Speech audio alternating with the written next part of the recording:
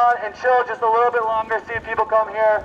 There's helicopters and shit, but like literally they're trying to make us fucking afraid, and right now we're just chilling in a park.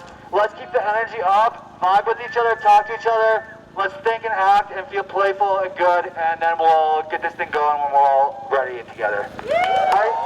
Free, free, free Palestine! Free, free, free Palestine! Free, free, free Palestine! Free, free, free Palestine! The farce of imperialist electoral politics has ripened to a point of utter absurdity. No longer can workers, immigrants, black and brown communities, indigenous peoples, queer folks, mothers, daughters, elders, children, artists, organizers, farmers, manufacturers, militants, unhoused people, or practitioners of faith continue to be pacified and lulled to silence by a crumbling machine which so desperately tries to convince us it has our interests in mind. Electoral politics legitimizes itself by giving us, the people, the illusion that choosing between this or that representative of the ruling class might actually change our fate. We know too well that a choice between imperialist pigs is not a choice at all, but rather a lie used to give ground to a desperate and decrepit regime. This election is different from those which have preceded it. Marx has told us that history repeats itself first as tragedy and second as farce. When Trump came to office in 2016, mainstream liberals lamented the beginning of the end, the fall of decency and political civility. We know, in fact, what they really cried about is the appearance of the iron fist beneath the velvet glove. When 2020 came along, Biden was seen as an available sanctuary. Not a good one by any means, but at least a refuge from the big scary orange man. Now in 2024, when the same sickening spectacle repeats itself, the people are tired. The mainstream has begun to see that if this is really the best that the imperialist machine has to offer, then there might be something wrong with the machine. We should use this awareness to our advantage because we know our history is different. Many of us standing here saw 2016 as an opportunity to rally around the appearance of the iron fist. And that's exactly what happened in 2020 when all of us took to the streets to avenge the murder of George Floyd. This showed us what is possible through the sheer power of mass mobilization. Police stations and department stores in flames, disbanded pigs in an autonomous zone in Seattle. But ultimately we fell short. We lacked the organizational militancy to engage in long-term turf wars and achieve real demands, and the movement eventually fizzled. But we have learned since then. Over the past few months, students have shown what it means to take radical, direct action in the name of standing with the people of Palestine and disrupting the US-Israeli genocidal war machine by any means necessary. Not only this, but we've learned how to create practical alternatives to micro-fascist life by living in camps together, having public councils, supporting each other, feeding each other. These are lessons we must take into our next phase of struggle. As we stand here in defiance of the pig presidential spectacle a few blocks away, or in downtown rather, we should prepare ourselves for the high likelihood of a Trump presidency. This is nothing to be afraid of. In fact, this is everything we need to legitimize our struggle to the broad pillars of popular support we must build unity with, be they workers, tenants, immigrants, communities of color, street gangs, or those in the clutches of the carceral system. The fascist rumblings are unmistakable. As we stand here, we bear witness to the 69 cop cities being built throughout the many cities of this country, including where we stand today. We see Muslims and Palestinians being targeted with physical violence when walking down the street. We see black communities being razed to the ground as if they never existed, thanks to the running dogs of cop city officials. Shame. We see National Guard with machine guns in the subways, and pigs viciously beating homeless people for the very fact of their existence. The pig state, through its monopoly on terror and surveillance, is laying down further infrastructure for long-term control at the community level. We must begin to do the same. We must respond to these atrocities by showing that our communities and our people are our own, not to be bought off, not to be displaced, killed, or sucked into the jaws of empire. pig state outmatches us in terms of funding, weapons, and brute force. But we will forever outmatch them in terms of knowing each other, our land, our kinship, and our resistance in intimate ways which they can never be penetrated. Now's the time to start fanning the flames of these popular networks so we can achieve militancy and strategic longevity. The time for performative direct actions has been exhausted. We know what we're capable of, and we don't need to prove anything to anyone. Rather, now is the time to unite the many peoples and sectors of society left to rot by empire in an effort to create real alternatives to fascist existence so that we're ready to meet our enemies. Build bridges, take buildings, and build networks rooted in land. Feed the hungry, house the homeless, provide political education to anyone with ears to hear. Organize tenant strikes and take back real community spaces. Plant the seeds so we can escalate to real militancy. The imperialist state resorts to the use of force when its impotent electoral spectacle has been exposed as the force that it is. We must use this moment to educate ourselves and to organize ourselves, to respond to the force of terror with the force of massive interdependence, solidarity, and commitment to a third path between being docile and reactive rage. Our bonds cannot be broken, our seeds cannot be unsown, and our resistance cannot be pacified. Let those in power tremble at the thought of the real spectacle, that of the people who struggle, until victory.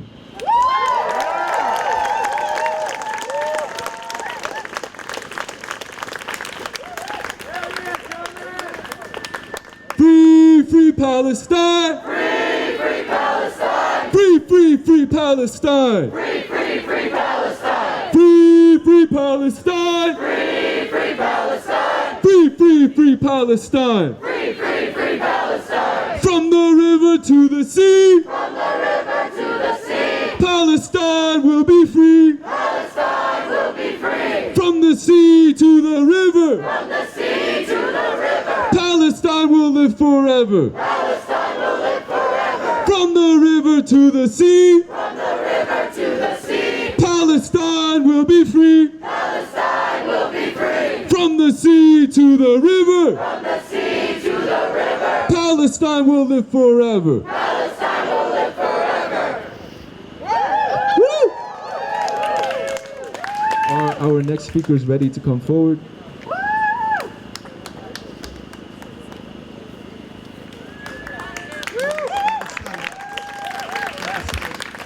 Thank you for your words and your wisdom and your read and grounded assessment. Right on. Hello, beloveds. How y'all doing? Ask somebody else, how you doing? How you doing? You good? You good? You good? Yeah. Hey, you yet holding on. Yet holding on. I'm doing all right. But I woke up a particular sort of pissed this morning. I was like, the nerve, the gall of these bitches to come to this fucking city, knowing all of the smoke that people in Atlanta have been giving. That's a lot of goddamn nerve. That's a lot of motherfucking nerve. But make no mistake about it, we know who we fucking with. Yeah, they shady. They're grimy and greedy. And I think that they know that many of our people haven't come to that consciousness yet. But that is our work, yeah? And people come into consciousness in many different ways. Y'all know this. And I think people oftentimes, use many paths to get here. But there is also something about when you see unadulterated fucking courage, unadulterated, political will that comes with the confrontation of the state. There is something about what that does for our people. Because I think many of us, all of us, if we're being honest about what is at stake, we know that we must continue to escalate. Right? Real talk, real talk. And we have to organize our people to do so. And so blessings to the organizers. and the folks in the networks who continue to build out, because we do what must be done. And you know, I was like, yo, I'm gonna have to just say this because it's real as fuck, but also very fucking weird. But when I was walking up, I was like, damn, all these black officers. In my mind, I'm like, all these black officers. All these black officers. I look at the crowd, you know what I'm saying? I got eyes, a lot of white folks here. You know what I mean? And this was the 50s, 60s. The shoe was on the other foot. You know what I mean? In the very particular context. It was the white police officers shaking down the black people. And in this city, in many cities, led by ruthless cowards like Andre Dickens, black folk that ain't skin folk, Fuck Andre. you know, have built cities that employ many of black people to be a part of the wrong side of history. And it makes me ashamed, real talk, because I am of the belief, and call me naive if you want to, but I'm like, oh, there's an African in there somewhere. You may have buried it with the goodies of capitalism. You may have buried it with the status quo, but there's an African in there somewhere. And so, and all that to say, that is our work. That is our work. And this is important. And you showed up today. And we're so fucking grateful. And take care of each other. And give these bitches a smoke. And make sure you don't forget Kenya. Carry those comrades and that spirit on your back tonight. Are they not going up in Kenya? Are they not saying imperialism will not have a hand in our destiny anymore? Are they not saying that they are tired of the betrayals of the leaders that look like them, that's supposed to represent their interests, and they continue to raise prices to fatten their pockets? Kenya is going up, y'all. And we stand with them. That is us. The Sudan, Palestine, Haiti right now, all of the global people. Bolivia right now. Call them out, y'all. Call them out. Because the same we situated in this park, right now there are people all over the globe situating themselves in parks and corners and in the interstitials, planning, plotting, scheming, and dreaming about what must be done. So let's make it happen, friends. Take care of each other. All power to the people. Together, together, together.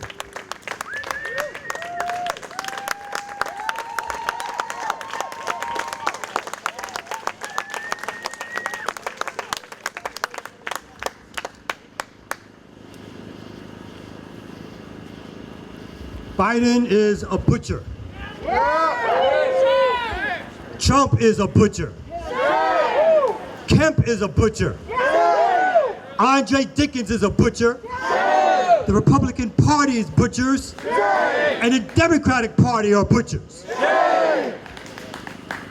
All of them have blood on their hands. There is no difference between them. You can't split the middle right now. You can't vote for one genocidal maniac over another genocidal maniac because the system is corrupt. The system, to its core, is meant to do exactly what it's doing. Kill Palestinians, kill black people, kill working class people, kill LGBTQ people, kill Latino people, kill Asian people. It is meant to destroy our lives. There is no difference between those parties. There is no difference between those people. You must be the resistance. The resistance to the murderers. The resistance to the butchers. The resistance to the bloodsuckers. What they do on purpose. It's not an accident. It's not a misgiving. It's not a mistake. It is what they're designed and built to do. That's why we must be designed and built to be the resistance to capitalist oppression, to white supremacy, to Western hegemony.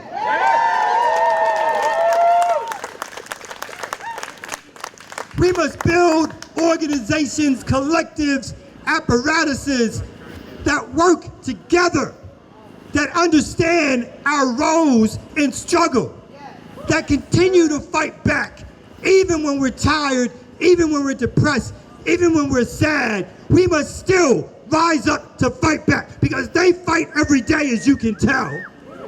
They've got the machinery and they use our money to buy the weapons. So we have to understand the reason they're able to do what they do is because we just have not been good enough. Let's be honest with ourselves. We have not been good enough. We're too busy fighting over small ideological differences. We're too busy fighting over who gets to grab a mic. We're too busy fighting over small paychecks. We're too busy fighting over who's going to get credit. We're too busy fighting each other and not fighting the system. Because they know when we pull it together that the masses of people are strong enough to defeat capitalism. The masses of people are strong enough to defeat white supremacy. They know this, and you have to know this. When you don't take yourselves seriously in the struggle, you're doing them a favor. Because they understand that when we get lackadaisical, it gives them more time, more energy to plot and plan and murder and steal and rape and pillage. I am very serious about that. That is why they have COINTELPRO. That is why they have the modern system of COINTELPRO when they're out there in the hundreds. When we were walking up here, I passed plain clothes after plain clothes after plain clothes, which means mask or not, some of your enemies are right here. Because they plot and plan and strategize. We must be up to the task to struggle against imperialism. We must learn from our mistakes, but continue to struggle against imperialism. The fight is here and the fight is now.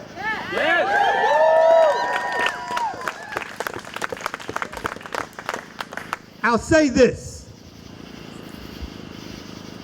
that we have put them in Atlanta, all of you, on their heels more than they've ever been. When you think about the trajectory of the struggle against Cop City, when you think about how that's now combined in the struggle to free Palestine or to be in solidarity with Palestine, Atlanta has never seen this type of struggle before. They like to talk about a civil rights struggle, but just remember, the civil rights struggle bypassed Atlanta because you had sellouts in Atlanta that sold out the larger black community for positions of power or for positions to be next to power. You've had bourgeois misleadership, particularly black misleadership in the city, which is sided with the developers and the capitalists, but they are scared more than they've ever been before over the length of resistance and the struggle that many of you have put forth. Remember, we are 2 to 3 years into this common struggle, but if we look back even further, we're really deep into a 15-year struggle that they've never seen before. And again, I know it's tiring and it can be, people need breaks and the rest of it. But understand that the struggle has done something that it's never done before in terms of the scaredness and the energy that you brought that has put them on their heels. So never ever forget that. When you feel down, think about the things that you've accomplished against a force that is the most powerful force in the world. In fact, the most powerful empire ever. But ragtag bands of organizers, activists, social justice organizers, revolutionary nationalists, anarchists, communists, socialists, environmentalists have put that struggle on the line in different ways and in different venues to put them on their heels like they've never seen before. So when you think you're losing, just remember, repression only comes to the degree it comes in when you've put them on their heels, when you've scared them, when you've done something that hasn't been done before or it hasn't been done in a long time. That is what they're scared of. That is what they're frightened of. That is why I just came from one march, and it was a good march. I liked the march. But the cops out there ain't like the cops that are walking around here. They ain't like the cops that I just saw walking around here. They ain't got them buses out there like they got here.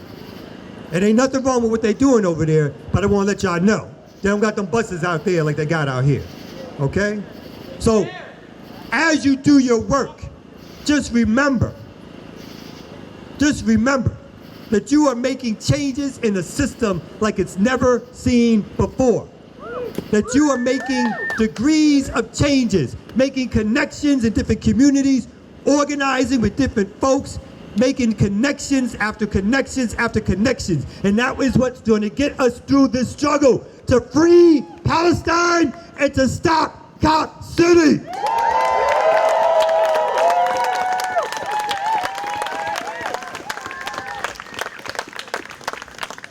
I would drop the mic, but I don't want to damage nobody's microphone, so somebody want to get this.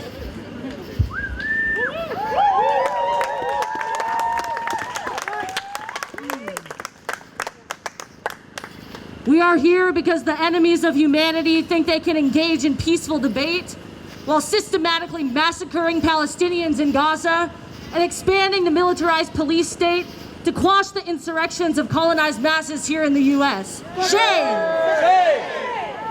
Let's be clear that this is not a peaceful protest and we are not pacifists. We are not merely trying to make our voices heard or raising awareness. The days of protest are behind us, and to be peaceful in the belly of the beast that commits unlimited genocide on the global south is a disgrace. We refuse peace in a world where this monstrous Babylon still exists. It is time that we follow the lead of the militants of oppressed nations. It is time to change our orientation from one of protest to one of resistance. On June 12, 2020, Rayshard Brooks was lynched by the Atlanta Police Department in the parking lot of the Wendy's on University Avenue. Shame. Much like the Palestinian youth of the first Intifada, the black youth of Atlanta rose up in an insurrection against the state that subjugates them under the boot of racist colonial apartheid. This uprising didn't come because a bunch of leaders and bureaucrats called for it. It was an organic mass uprising. Atlanta was not understood as a city that riots. The lynching of Rayshard Brooks changed that. The black youth refused to accept their death sentence. A few stones thrown can start an intifada. A single fire can ignite an insurrection. The state responded with a strategy of counterinsurgency. We call it Cop City. Cop City is not merely a building or a place or a type of facility. Cop City is a strategy of transforming the police into a standing army. Shame! A standing army that occupies internally colonized communities using the same technology and tactics as the IOF. Shame! This militarized response from the state proves that they are fearful, and they fucking should be. Spontaneous mass uprising is the crucible of the revolutions to come, but we also know that spontaneous action alone is not enough. We take our cues from the organized armed struggles that have led the People's War against U.S. empire.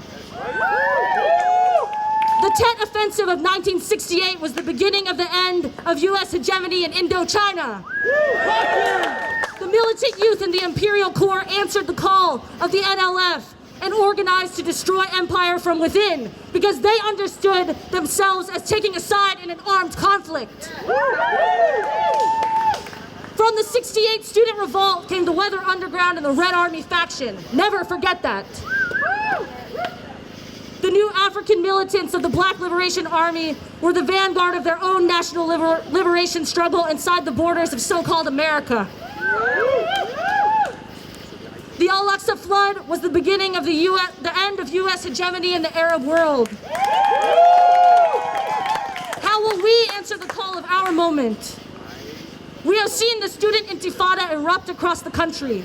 What will emerge out of those encampments? It is up to us to decide. We saw the revolutionary potentials of black militancy in 2020, and that led us into a higher stage of organized struggle against Cop City. Now that this localized movement is in its 11th hour, how will we universalize this fight against militarized counterinsurgency and turn it into a new front of struggle against US imperialism? The first thing we must do is destroy the left's dependency on the Democratic Party. This dependency is the foundation of the culture of counterinsurgency in the US and must be understood as the #1 enemy of revolutionary activity. Genocide Joe was the architect of the 1994 crime bill that kickstarted the white supremacist strategy of mass incarceration as we know it. Shame!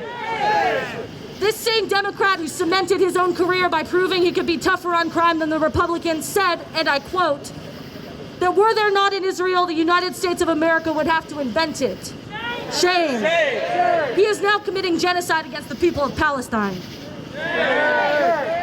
Roe versus Wade fell under Biden, and we know that abortion bans exert a disproportionate amount of violence on black and brown women and gender marginalized minorities. What harm is being reduced by being a running dog for this imperialist pig? We refuse to carry water for him or any other Democrat. Whether that be Jamal Bowman, AOC, Keisha Lance Bottoms, or Hillary Diane Rodham Clinton, they are all the same to us. Pigs. Exactly, pigs. Enemies of the people. Some opportunists call this ultra-leftism. We call it not being loyal to our oppressors. Our oppressors demand that we choose the lesser of two evils. We say, behead the two-headed beast. We will take what's ours in the streets. They demand that we limit our protests to civil disobedience and banner drops. We say, we refuse your genocidal peace. We will take what's ours in the streets. They demand that we meekly submit as they turn every city into a cop city and turn every inch of this occupied land into a cop nation. We say, fuck the police. We will burn it down and we will take what's ours in the streets. And that isn't an empty threat, it's a promise. We will take our liberation. We will take our liberation. Free our prisoners, stop Cop Nation. Free our prisoners, stop Cop Nation. We will take our liberation. We will take our liberation. Free our prisoners, stop Cop Nation. Free our prisoners, stop Cop Nation. Intifada, intifada. Intifada, intifada. Long live the intifada. Long live the intifada. Intifada, intifada.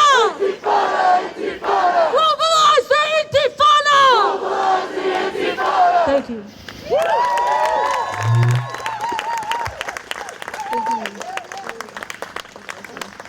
This is a report back from an action earlier on today. I'll just give it to you straight. Early this morning, a comrade committed to the liberation of the Palestinian people by locking to a car and blockading a military contractor. The company, Hudson Technologies, has a $250 million contract with the DoD to provide fuel for the IOF. That's right. They blockaded the entrance, preventing employees and work trucks from entering for hours. Cobb County responded with disproportionate force, arresting 5 people at a perfectly legal support rally, exercising their monopoly on violence on behalf of the violent occupying force of Israel. This is not the first disruption that Hudson Technology has suffered for their choice to profit off of genocide, and it will not be the last, as people continue to use a variety of tactics to stop business as usual. We must remember and embody the power that even a small group of people acting autonomously can have to fuck with the flow of money and the military, and fuck with the flow from these streets to those. Just as Gilly links ATL to Palestine, our resistance must as well link ATL to Palestine. We must act bravely and boldly now. Free Palestine! Free Palestine! Free Palestine! Free Palestine! Free Palestine! Free Palestine! Free Palestine! Let me hear you say fight! Fight! Fight! Fight! Fight! Fight! Revolution is our right! Revolution is our right! Right! Fight! Fight! Fight! Fight! Fight! Revolution is our right! Revolution is our right! Fight! Fight! Fight! Revolution is our right! Fight! Fight! Fight! Hey! Revolution is our right! Fight! Fight! Fight! Revolution is our right! Fight! Fight! Fight! Revolution is our right! Revolution is our right! Fight! Fight! Fight! Revolution is our right! Fight! Fight! Fight! Revolution is our right! Fight! Fight! Fight! Revolution is our right! Fight! Fight! Fight! Revolution is our right! Fight! Fight! Fight! Revolution is our right! Fight! Fight! Fight! Revolution is our right! Fight! Fight! Fight! Revolution is our right! Fight! Fight! Fight! Revolution is our right! Fight! Fight! Fight! Free, free, free Palestine! Free, free, free Palestine! Free, free, free Palestine! Free, free, free Palestine! Alright, so when I look around here today, I've been here all day. I've been seeing people's eyes. I've been seeing people's hearts. I've been seeing people's souls. And what we have here today is a force of people who, despite all the lies put forth by the media, despite all the discouraging bloodshed images that get flashed to us on our phones and through the media, despite all of the brainwash and all of the falsehoods that are pushed out by the mainstream media, we have brave people who came here today to stand up against this fucking genocide. I'm gonna quote from the late martyr Bassem al-Araj. He has said a lot of great things, but I just have one thing that I'm gonna share. And one thing that he said is that you can never judge a guerrilla war in the terms of the conventional war. And yeah, let's hear some cheers for that. So in a conventional war, the armies try to take territory. You try to have these big clashes, slaughter another army. But in guerrilla warfare, that's not possible. That's not the tactic. As people who are in solidarity with the Palestinian resistance movement, we're not just some people on the other side of the ocean. We're not just some Americans. We're part of the resistance, which means that if we want to be part of the resistance, we're part of a guerrilla war. Where we stand right now, we're right here in this park. The debate is right down the street. The terrain and our capacity as it stands, we don't have the force to do the thing that we wanted to do. We don't have the ability to shut down the debate. We don't have the ability to have a giant meaningful clash with the police on these streets. That doesn't mean that we're not part of this guerrilla war. We want, as people who are part of a guerrilla war, we want to continually be shifting the terrain so that it is the most favorable to us. We don't want, yeah, let's hear it for that. We don't want to walk into situations where we're just gonna get totally licked just so that it can be on the news. Why would we do that? We have to fight against this monster, this two-headed monster that is the fucking two-party system.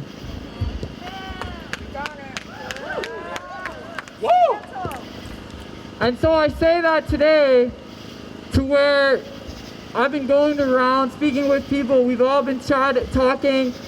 We've been sharing the best of our minds' abilities. We've been putting our heads together in a way that is genuine, in a way that is in support of the Palestinian people.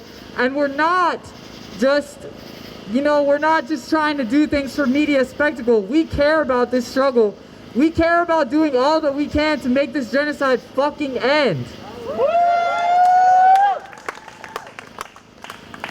And so you heard from someone before talk about what happened earlier today, just up the road from here, in Smyrna, Georgia.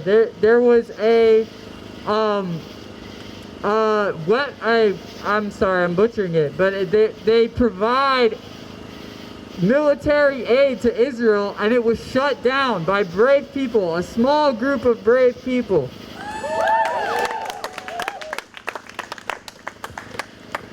And so that's what I'm here to say, is that we do not have the tactical strength as it stands in this moment to take on this debate, to take on the fucking every police agency under the face of the earth.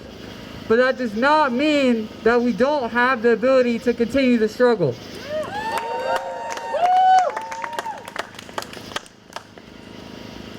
Free, free, free Palestine! Free, free, free Palestine!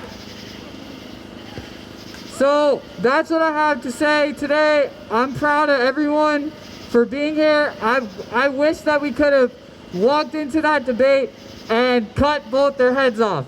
And I shouldn't have said that on the mic, but I'm pretty well covered up. Regroup! Resist! Yeah! We will not rest! Regroup! Resist! We will not stop! We will not rest! Regroup! Resist! We will not stop! We will not rest! Regroup! Resist! We will not stop! We will not rest! Regroup! Resist! We will not stop! We will not rest! Regroup!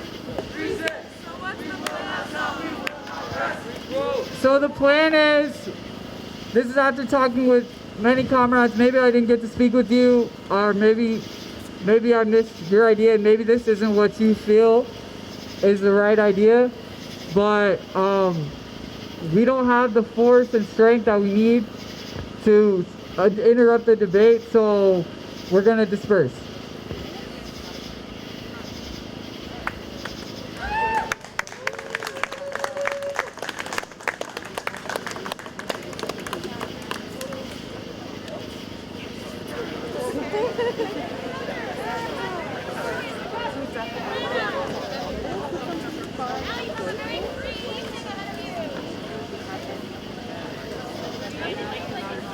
I'm down. So what do you hear earlier, guys? Again, this is the just stopped. I'm glad that we didn't enter into anything.